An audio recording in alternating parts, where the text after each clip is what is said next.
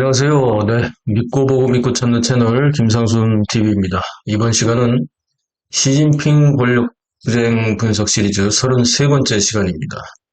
시진핑의 운명을 가를 것으로 예상되는 제4차 중공중앙위원회 전체회의 4중전회가 10월에 개최되는 것으로 결정이 되었습니다.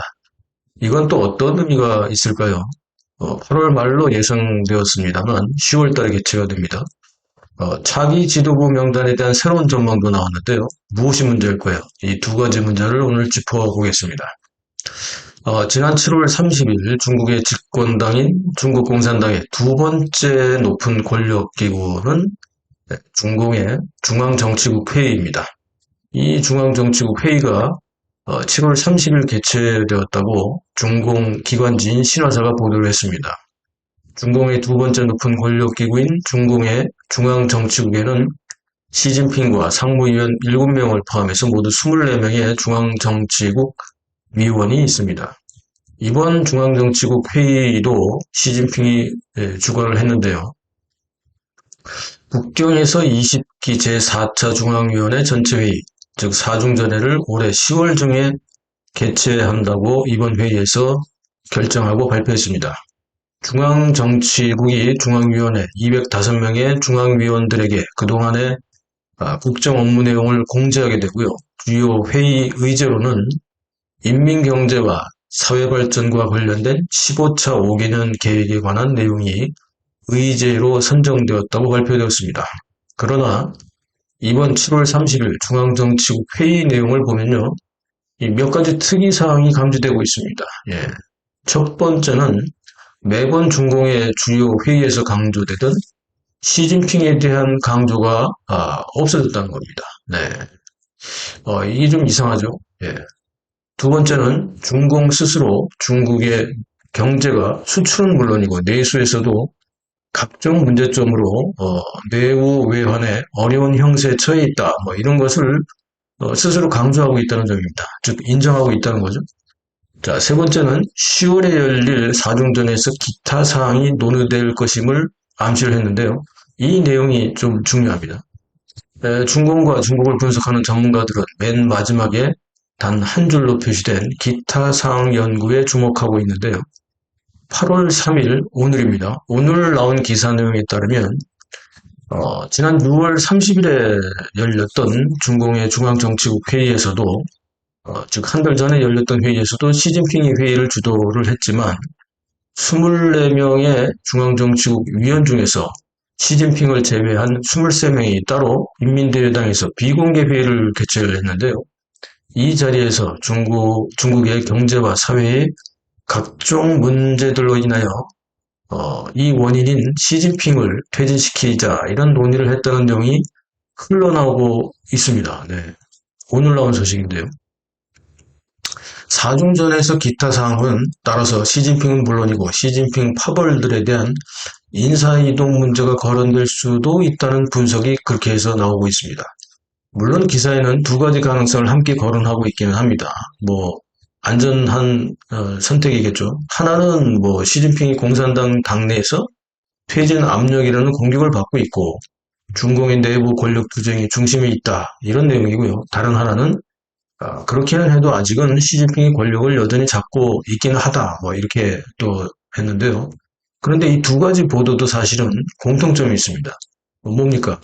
중국 내부에 어쨌든 권력 투쟁이 발생하고는 있다 이런 내용을 암시하는 거잖아요. 자, 중공은 현재의 국제 정세와 중국 내부의 문제에 대해 어떤 문제의식을 가지고 있을까요? 이번 7월 30일 중공 중앙정치국 회의에 대해서 기관지인 신화사가 공식적으로 발표한 내용을 보면 이해가 될 수 있습니다. 즉 어떤 내용이 나왔냐면 중공이 심각하고 복잡한 변화에 직면해 있고 위험과 도전이 공존하고 불확실하고 예측하기 어려운 요소가 증가하고 있다 이런 표현을 했습니다. 이건 본인들도 인정하고 있는 거죠. 위험을. 그리고 또한 변화를 적극적으로 인식하고, 대응해야 하며, 변화를 추구해야 하고, 개혁을 확고하게 심화시켜야 한다. 뭐 이런 내용을 또 표현을 하고 있습니다. 중국은 심화라는 말을 자주 쓰는데요. 자, 이런 내용을 보면 지금 문제가 있으니까 이걸 개혁하고 이걸 바로 잡아야 된다. 이런 얘기를 지금 신화사가 공식적으로 하고 있는 내용이잖아요. 자, 중국은 현재 시진핑 13년간의 통치 기간 동안 발생된 누적된 아주 수많은 문제들이 현재의 위험과 도전이 공존하는 혼란의 시기라고 스스로 인정한 거죠. 예. 중공의 현 지도부에 대해서 그래서 은퇴한 원로라든지 혁명 후세대 홍색 귀족 계급으로 불리는 태자당 소속 인사들이 불만이 따라서 날로 고조되고 있고 이런 이유로 당내의 권력 투쟁설이 끊이지 않고 있는 이유가 되는 것이죠. 태자당들은 공산당이나 중국 공산당이 통치하는 중국은 자기들 것이다. 자기들이 홍색 귀족이기 때문에 이렇게 얘기를 하고 있거든요. 따라서 시진핑이 네 혼자 마음대로 하는 것에 대해서 왜 이렇게 말아먹느냐 뭐 이렇게 해서 불만이 많죠. 네. 자, 지금 작년 7월에 있었던 20기 제3차 중앙위원회 전체회의, 즉 3중전회 이후에 이번이 이제 4중전회가 열릴 차례인데 3중전회 이후에 시진핑의 건강 이상설이 흘러나오기 시작을 했었고요. 또 중공의 권력 지형에 이상이 감지되기 시작한 게 바로 이때부터고요. 또 시진핑의 군권 상실설, 또 중앙군사의 부주석인 짱류샤의 군권 장악설 등이 떠오르면서 이미 중공의 권력 투쟁은 국제적인 이슈로 지금은 주목받고 있습니다. 게다가 시진핑은 3중전회 이후 해외 순방을 대폭 축소를 했죠. 그리고 중국 내부의 중요한 회의나 국제회의에도 이를테면 뭐 리창 국무원 총리를 보낸다거나 브라질 같은 데도 보냈죠. 또 허리펑 국무원 경제담당 부총리 등을 대신 내세우면서 이 국내 회의에서 그러면서 시진핑은 자주 중요한 회의에 불참하는 이상한 행보를 보이고 있기 때문에 시진핑의 건강 이상설이나 권력 누수설은 탄력을 받고 있는 상황이기도 하죠. 어쨌든 이러한 거는 이전과는 다른 현상들이고요. 이건 팩트죠, 사실. 그리고 충분히 시진핑의 권위가 추락하고 있음을 반증하는 것이기도 합니다. 해외의 중국계 전문가는 최근 새로운 주장을 내놨는데요. 뭐 재밌어가지고 제가 볼 때는 좀 이게 좀 저는 동의하기 힘들지만 새로운 주장을 내세웠는데 좀 재미가 있어서 좀 소개를 하겠습니다. 10월에 개최되는 4중전회를 기점으로 중공의 권력 구조 개편이 이루어질 것이라는 전망을 내놨는데요. 뭐 구체적인 차기 지도부 인선에는 현재 7명으로 구성된 상무위원회에서 9명으로 확대 개편한 인선이 이루어질 것으로 예상을 했는데요. 이 부분은 저하고 생각이 같습니다. 제가 계속해서 상무위원회가 중국 공산당의 가장 높은 권력기구는 중앙상무위원회거든요. 중앙정치국 상무위원회. 여기에 지금 7명으로 구성된 상무위원들이 9명으로 늘 것이다. 이렇게 제가 늘 말씀을 드려왔었는데 이분도 그런 생각입니다. 그런데 내용은 저하고 좀 달라요. 어쨌든 이분 얘기를 좀 소개를 해드리면 첫 번째는 시진핑이 중공의 총서기 자리는 물론하고요. 그리고 이미 뭐 군권을 뺏겼잖아요. 그래서 유명무실한 중앙군사의 주석직과 중국의 국가주석직. 이건 뭐 바지 사장이라고 제가 늘 말씀드렸죠. 그리고 상무위원직은 그대로 2028년 3월까지, 즉 3기 임기를 마치는 기간까지는 유지를 하는 것입니다. 그리고 둘째, 가장 중요한 중공의 총서기, 여기는 현재 상무위원이자 국무원 상무부총리인 딩쉐샹이 맡는다는 거예요. 그렇게 전망했고 중앙군사의 제2부주석도 겸직한다는 겁니다. 예, 이게 새로운 전망인데 세 번째, 그러면 국무원 총리는 누가 맡느냐? 현재 상해 당석인 천지인이 맡을 것으로 예상을 했고요. 넷째는 표면상 서열 2위인 현 국무원 총리 리창은 어디로 가느냐? 서열 3위 자리인 전인대 상무위원장으로 한 단계 아래로 내려앉을 것으로 예상을 했고요. 다섯 번째는 현 서열 5위인 중앙서기처 제1서기 겸 중앙판공청 주임 차이치는 서열 4위인 정역주석으로 옮길 것으로 전망을 했습니다. 여섯 번째로 서열 5위 자리인 중앙서기처 제1서기 자리는 현 북경시 당서기인 인리가 맡으면서 중앙당교 교장과 중앙판공청 주임 자리도 겸직할 것으로 전망했습니다. 일곱 번째는 현 국무원 부총리인 장구어칭은 중앙규율위 서기를 맡을 것으로 예상을 했고요. 8번째로 장효샤 현 중앙군사의 제1부주석은 그대로 유임되고 거기에다가 상무위원으로 처음 진입할 것으로 전망을 했습니다. 마지막으로 9번째 상무위원으로는 현 중경시 당석인 위안자 주인이 국무원 상무부총리가 될 것으로 전망을 했는데요. 물론 이것은 말씀드렸던 듯이 중공을 연구하는 한 전문가가 전망한 새로운 내용이긴 합니다만 제가 소개하는 이유는 제가 주장했듯이 중공의 최고 권력기구인 7인 상무위원회의 상무위원 제도가 9명의 상무위원회 제도로 변화될 가능성이 높다는 점에 동의하기 때문이다. 그런데 나머지 가설들은 물론 가설이긴 하지만 위에서 언급한 9명의 상무위원들은요. 장효샤를 제외하고는 사실상 모두 시진핑의 시좌진 인맥입니다. 그렇다면 여기서 두 가지 의미를 읽어볼 수 있겠는데요. 이래서 이 내용을 소개하는 겁니다. 첫째는 중공의 내부 권력 투쟁에서요. 시진핑의 측근인 시좌진파들도 참여하고 있다고 볼 수도 있다는 점입니다. 그렇지 않습니까? 자, 둘째는 시진핑을 제거하기 위해서는 시좌진파와 협력을 해야 한다는 의미가 담겨 있기도 하죠.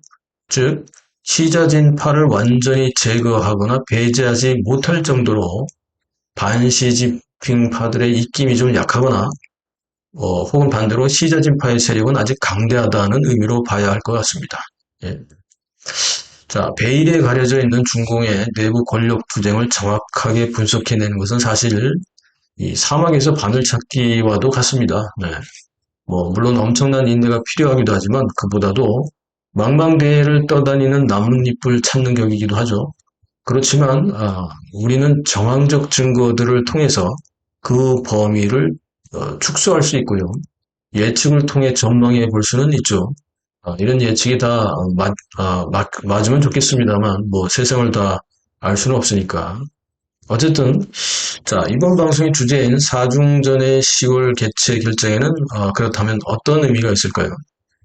저는 지난번 시진핑 권력투쟁 분석 오늘이 33회인데 31회 방송에서 이미 언급했었던 내용을 다시 한번 보시기를 권합니다. 이 31회 방송이 시진핑 파고의 몰락 가속화, 군부 숙청에 이어서 공산당 당내 숙청 시작 이 내용을 31회에서 방송을 했는데요. 7월 14일 중공의 중앙기율위가 20기 중앙 제6차 중앙순시 감찰 계획을 발표했고 7월 말에 16개 성급 지역과 10개의 부성급 대도시의 중앙순시조를 각각 파견해서 감찰을 진행하고 있다고 말씀드렸습니다. 이번 26개의 중앙순시조의 감찰은 7월 말부터 시작해서 약 2달 반 정도인 10월 중순에 끝난다고 말씀드렸잖아요. 그리고 매번 감찰이 끝나면 감찰 결과에 따라서 대규모 또는 일정 정도의 숙청이 시작되는데요. 바로 4중 전에는 이 감찰이 끝나면서 중요 인사에 대한 감찰 결과에 따라서 대대적인 숙청 혹은 일정 정도의 숙청을 예상할 수 있습니다. 그런데 말씀드렸듯이 이번 감찰 대상, 26개 지역의 감찰 대상이 바로 시진핑과 그 측근들이 배치되어 있거나 과거에 근무했던 지역이라는 겁니다. 그러면 지금 하는 게 이상하지 않습니까? 이 민감한 시점에. 따라서 이번 중앙순시조를 편성한 것이 누군지를 봐야 하는데요. 이것도 바로 시진핑의 시좌진 소속이 아닌 공청단 후진타오와 친하거나 원로파로 분류되는 원자바오랑 친하거나 이미 반시진핑파 계열로 돌아선 왕치산의 부하였고요. 그리고 통전부나 규율리 쪽하고의 인맥이 왕성한 아주 넓은 인맥을 갖고 있는 스타이퐁입니다. 스타이퐁. 이 사람은 지금 현재 올해 4월 달에 중공의 중앙조직부 부장으로 옮겼고요. 부장은 장관이라고 말씀드렸죠. 중공의 중앙조직부는 인사를 담당합니다. 엄청난 힘을 가지게 됐고요. 거기에다 이 사람은 원래 갖고 있는 게 중공의 중앙순시공작영도소조의 부조장입니다. 이 역할은 말씀드렸던 대로 중앙순시조의 인원을 배치하고 감찰지역을 선정하는 역할을 스타이퐁이 했다는 거죠. 그렇다면 이건 무시무시한 얘기입니다. 결국 빠르면 8월 말, 늦으면 10월로 예상되었던 제4차 중앙위원회 전체회의는 10월에 개최되게 되었지만 이건요. 중앙순시조의 감찰 결과가 나온 뒤에 대규모 인사이동과 숙청을 예상할 수 있기 때문에 이번 7월 30일 24명의 시진핑을 포함한 중앙 정치국 위원 전원이 참석한 이 회의에서 사중전의를 10월에 결정하고 이런 일정을 공개했다는 것은 매우 중요한 의미가 있다고 볼 수 있겠습니다. 안 그렇습니까? 이 통상적으로 그리고 7월 말 8월 초에 열리는 베이다이허 회의, 즉 국대하 회의는요, 7월 30일 중앙정치국 회의가 개최되었으니까 그때까지는 개최가 안 됐고, 예, 지금쯤은 이제 개최될 가능성도 있습니다. 예, 중앙정치국 회의는 중요한 회의니까 지금 이제 베이다이허 국대하로 가서 회의할 가능성도 있습니다. 자, 100만 구독자를 자랑하는 유튜버 군사 전문 채널에서 지난 7월 중순경에 북대화 회의가 이미 개최되었다고 뭐 뻥을 쳤는데요. 제가 7월 18일 매주 금요일 가는 부정선거 집회 사회를 보러 갔더니 사람들이 저한테 그 뭐 군사 전문 채널 누구라면 다 아시죠? 그 뭐 국대화 회의가 이미 개최돼서 뭐 여태까지 사항이 뭐 얘기가 되고 있고 이렇다는데 진짜냐고 물어보는데 제가 아니라고 했습니다. 증거는 바로 오늘 말씀드렸다면 7월 30일 중앙정치국 회의가 북경에서 개최되는데 국대화까지 언제 또 왔다 갔다 합니까? 그럴 리가 없죠. 근데 이제 7월 30일 이후니까 지금쯤 오늘 8월 3일이니까 지금쯤은 아마 개최될 가능성이 있습니다. 얘네들이 중공이 이걸 밝히지 않기 때문에. 아무튼 정말 엉터리 유튜버들의 카더라 방송은 사절하시기 바랍니다. 그리고 군사 전문가라면 군사 전문가답게 자기 분야에 대해서만 실속 있고 근거 있는 팩트 체크를 통해서 제대로 방송하길 바랍니다.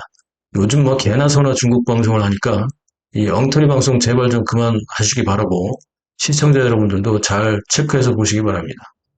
자, 믿고 보고 믿고 찾는 김상수 TV의 시진 및 권력 투쟁 분석 팩트 체크 시리즈 33번째였습니다.